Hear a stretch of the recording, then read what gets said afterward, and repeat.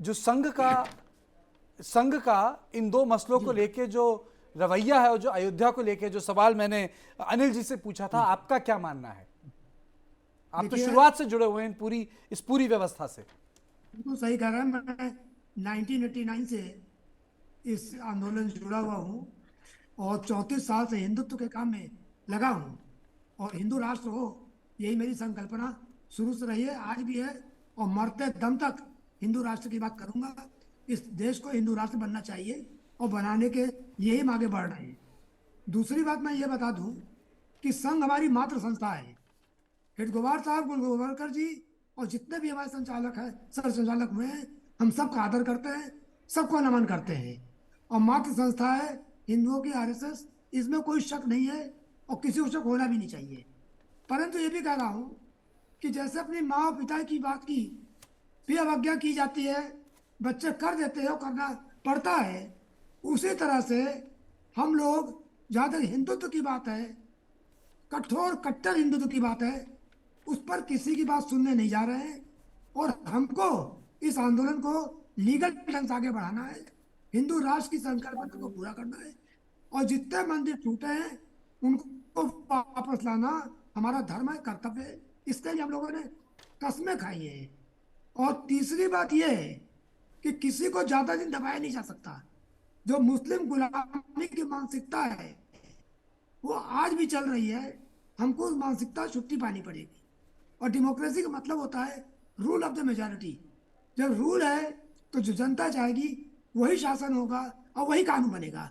जो छोटा सा इसमें एक थोड़ा सा फर्क है, मेजॉरिटी और मेजॉरिटेरियनिज्म में तो फर्क होता है, ये अंग्रेजी के दो शब्द हैं। I believe there's a difference between majority and majoritarianism. You can have a liberal majority, you can have a humble majority, जैसे Mr. Anil Verma said, you can have an accommodating majority. I'm quoting Mr. Verma.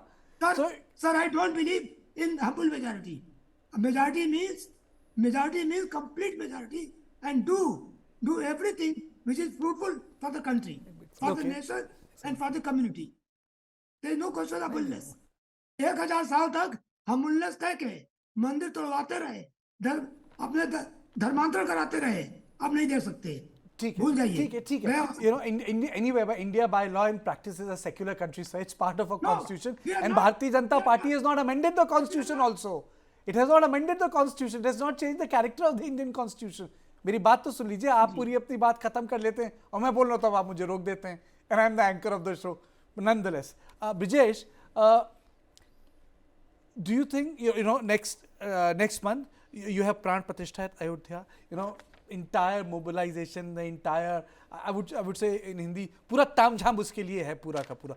In context of Ayodhya and the sort of preparation which has been done nationally, do you think that this might get pushed little ahead, as you said, closer to the other big election? Well, I think, if you look at the 2000, one very interesting thing, which Mr. Jan said, and it'd be too tempting for me to let it go off. He made a very clear distinction between RSS and, as I was saying, when you're riding the tiger, if you try to get down, you run the risk of being eaten by the tiger. And it's clearly pointing to that, Kartikeya. He said that RSS may not believe in, RSS being the Matra Sangathan, if they don't believe in hardcore Hindutva, then like sons, disobey their fathers or mothers, we are there to disobey. So that was a very interesting point which was put forward. And second, Kartikeya, I think, But I don't think there's anything hidden in that. When Mr. Mohan Bhagwat said that, I mean, it was the trolling usually people on the prime time TV. I, as a journalist of 2 decades, was stunned the language which was used. But usually people mince word, and to full credit to Mr. Jan that he didn't mince any word whatsoever. What he was feeling was there in his articulation. But I think, when you have elections literally round the corner, being announced either by mid-February or by the end of the February, and the Pran Pratishtha taking place on 22nd of January, I honestly don't think, Kartikeya, that the BJP would want any kind of help from any kind of spectacle whatsoever. What will start on 22nd of January, trust me, Kartikeya, will end on the day the government will take over. Okay, one last question to you, Mr. Verma. One last question to you. Most of these demands, I really want to understand, have taken, have come from northern part of this country.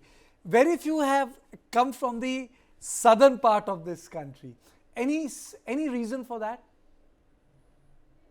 Sorry, I didn't get your question. My question is that most of the demand where historical wrongs or injustices have taken place have come from the northern Yeah. part of the country. Very few have Yeah, come yeah. from the southern. Any specific reason for that? One reason is that the Muslim onslaught was not that, vibrant in the south. And most of the south temples, they do not see this kind of Gyanvapi or Ram Janmabhoomi kind of duo where you have the mandir broken and the masjid erected over there, or there is an adjacent mosque. There are very less examples. If you visit the temples in the south, you will not find much, evidences of that. So in South, that is one reason that these kind of conflicts are very less over there, and that's why. But obviously, the people of South, if you visit Kerala, Karnataka, Tamil Nadu, they are very religious actually, and probably in the Kashi Tamil Samagam, which has been taking place for the last few months, in our country, there is trying to be a connect between the Okay. religious psychology of the north and the religious psychology of the south, and also a cultural confluence. But probably there might be a hidden agenda to connect the south with this north psychology. And if at all there are any temples in the south, after these evidences and revelations of ASI, if there are at all any such temples in the south, the demands might also come from the south.